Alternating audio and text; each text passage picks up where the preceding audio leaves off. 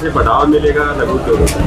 आज हमारा यही एफर्ट है कि जितनी भी MSME ये इंडस्ट्रीज़ लगी हुई हैं या जो स्टॉल्स लगा रखी हैं, इनके जो भी प्रोडक्ट्स हैं उनको सही प्लेटफॉर्म के माध्यम से जो भी हमारे सिटीजन्स हैं, जो भी हमारे पोटेंशियल कस्टमर्स हैं, उनको वो वहाँ तक पहुँचाया जाए और इनकी जो शिल्प कला है या जो भी ये पेंटिंग या कारपेंट्री या जो भी अलग अलग फॉर्म की आर्ट डिस्प्ले कर रहे हैं उसको उसके पोटेंशियल कस्टमर तक पहुँचाया जाए ताकि इनकी भी इनकम बढ़े और जो कस्टमर है he can also go and purchase. Government इसको लेकर के किस प्रकार के प्रोजेक्ट लेके आ रहे हैं, कैसे बढ़ावा मिले, क्या क्या प्रोजेक्ट हैं जो डिस्ट्रिक्ट के? इसमें दो तरह के सपोर्ट्स है प्राइमरीली। एक तो केपेक्स सपोर्ट है जिसमें हम इनिशियली सब्सिडी प्रोवाइड करते हैं और सेकंड है फिर एक प्लेटफॉर्म और मार्केटिंग सपोर्ट।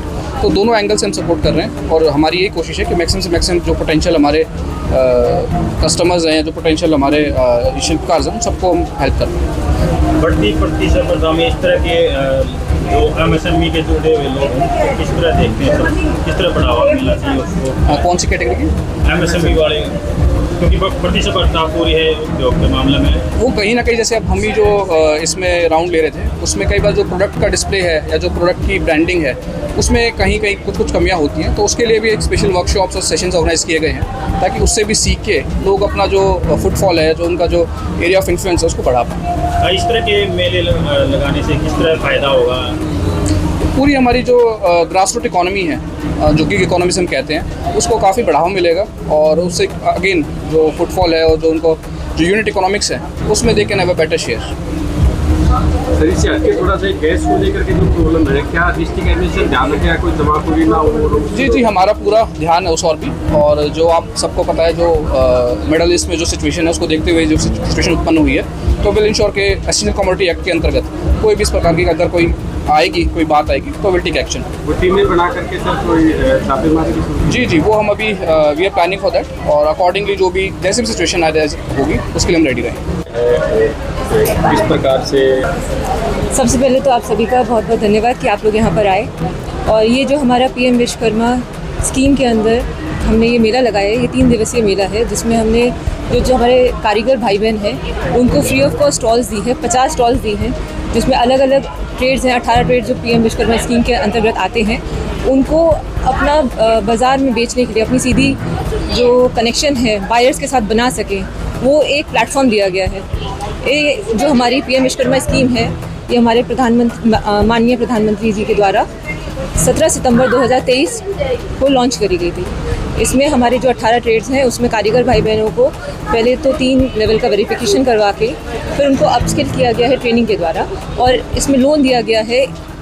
इनिशियल जो लोन है वो 1 लाख का है और उसमें 5% का इंटरेस्ट रेट, और उनको टूल किट भी दी गई है, 15,000 तक की फ्री ऑफ कॉस्ट दी गई है, जिससे कि वो अपने जो प्रोडक्ट्स बना रहे हैं पुराने तरीके से जो बना रहे हैं, हाथ से बना रहे हैं, उसको अच्छे तरीके से जो मॉडर्न तरीका है नए टूल किट के साथ आधुनिक जो हमारा समय है उसके चलते जो कंपटीशन भी बहुत है, तो अपने प्रोडक्ट्स की यूनिक आइडेंटिटी बनाएं, अपने जो प्रोडक्ट्स हैं उसको एक ब्रांड बनाएं। ये हमारी पहल और कोशिश है कि वो जो हमारे कारीगर भाई बहन हैं वो एक उद्यमी के रूप में आएँ। कोई भी काम व्यक्ति स्वरोजगार को बनाना चाहता है, MSME से कैसे जुड़े, किस प्रकार से संपर्क हो उनका, कैसे आगे? सबसे पहले तो मैं ये कहूँगी अगर कोई भी अपना कुछ भी काम करता है, बिजनेस करता है, तो अपने आप को पहले तो पंजीकृत करें, उद्यम रजिस्ट्रेशन करें, क्योंकि उद्यम रजिस्ट्रेशन एक तो बिल्कुल फ्री है, कहीं किसी डिपार्टमेंट में किसी को भी पैसे देने की ज़रूरत नहीं है और ऑनलाइन है। उसको उद्यम रजिस्ट्रेशन का जो पोर्टल है हमारा www.udyamregistration.gov.in पे अपने आधार, पैन, अगर GST है तो GST के नंबर के साथ में वो अपने आप को एनरोल कर सकता है, अपनी बैंक की स्टेटमेंट देगा, IFSC कोड देगा और इसके साथ अपने जो भी वो उत्पाद कर रहा है NIC कोड के साथ में अपने आप को पंजीकृत कर सकता है, बिना किसी डिपार्टमेंट में जाए, ना कहीं कोई दस्तावेज जमा करने, ऑनलाइन ही सारी डिटेल चली जाती है।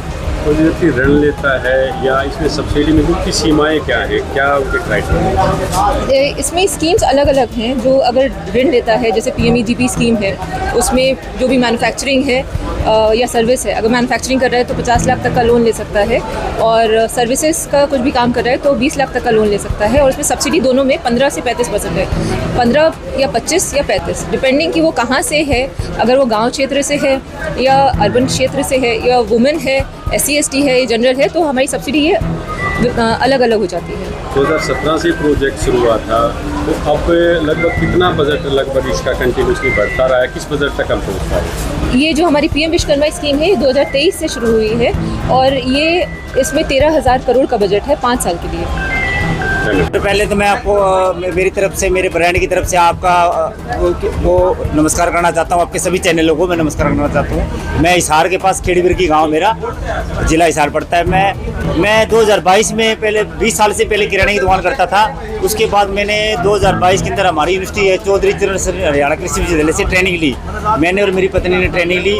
हमने अचार और मुर्गे की ट्रेनिंग ली। उसके बाद हमने अपना रोजगार को स्थापित किया। उसके बाद हमने 1 से 2 प्रोडक्ट बनाए। 1 से 2 प्रोडक्ट बनाते जैसे जैसे हमने फिर अब MSME के तहत या कृषि यूनिवर्सिटी की तरफ से जैसे मेले लगाए हमने